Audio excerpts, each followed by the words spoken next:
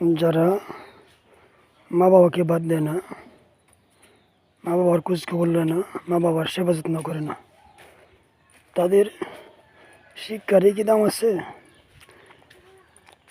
অর্থ সম্পদ, টাকা পয়সা, জমিদারি, রাজত্বের কি দাম আছে?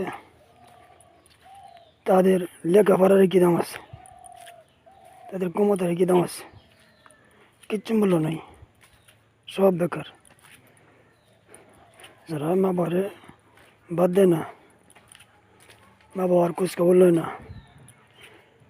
সেবা যত্ন করে না, মা বাবাকে অত্যাচার করে, এরা বল ভালো মানুষ করতে কি? এরা কি ভালো মানুষ? মোটেও তারা ভালো মানুষ না।